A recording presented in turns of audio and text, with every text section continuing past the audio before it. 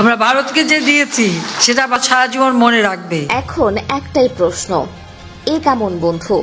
নিজের প্রয়োজনে ট্রানজিট নেবে, ইলিশ নেবে, সীমান্তের মানুষের প্রাণ নেবে, যেখানে সেখানে বাঁধ দিয়ে পানি নিষ্কাশন করবে, কিন্তু নিজের স্বার্থে যখন খুশি পণ্য রপ্তানি বন্ধ করবে। কোনো বার্তা ছাড়াই পানে ছেড়ে বন্যায় ভাসাবে বাংলাদেশকে।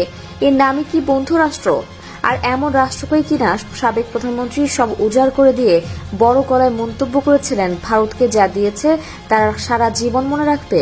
তিনি এও বলেছিলেন, আমি কোনো প্রতিদান চাই না, কারো কাছে চাওয়ার অভ্যাস আমার কম, দেওয়ার অভ্যাস বেশি। ভারতকে দিতে দিতে ভারতের কাছে ন্যায্য হিস্সা চাওয়ার কথা ভুলে শেখ হাসিনা বাংলার মানুষকে প্রাপ্য অধিকার থেকে বঞ্চিত করেছেন এতগুলো বছর। এমনটাই মনে করছেন অনেক বিশ্লেষক, যার পরিণতি ভোগ করতে হচ্ছে সারা দেশকে। দেশের স্বনামধন্য বুদ্ধিজীবী আহমদ সফা একবার লিখেছিলেন, ভারত ঠান্ডা মাথায় যে কাজটি করে যাচ্ছে তা হিরোশিমা ও নাগাসাকির ওপর অমানবিক বোমা বর্ষণের চাইতে কম নিষ্ঠুর নয়। তার প্রলয়কারী প্রতিক্রিয়াগুলো একসঙ্গে চোখের সামনে দেখতে পাচ্ছি না বলে আমাদের বেশিরভাগ মানুষ চোখ বুঝে এই জুলুম সহ্য করে যাচ্ছি। সাম্প্রতিককালে ভারতের সাথে বাংলাদেশের সম্পর্কে এক মিশ্র অভিজ্ঞতা দেখা যাচ্ছে।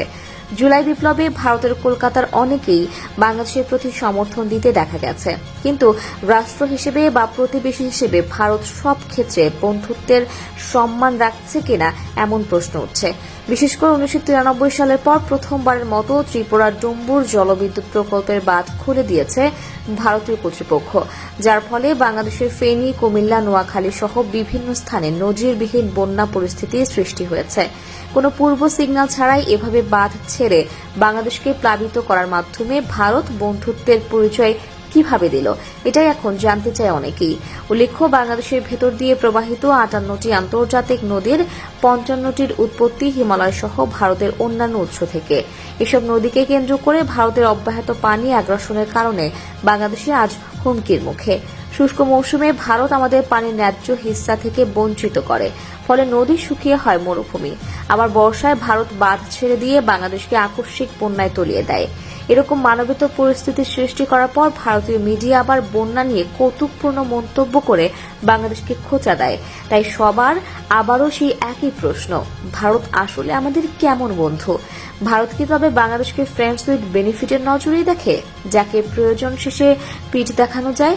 শেখ হাসিনা ভারতকে সব দিয়েও প্রতিদান নাকি নিতে চাননি। হয়তো ভারত তাই ন্যায্যটুকু নিশ্চিত করতে ভুলে যাচ্ছে।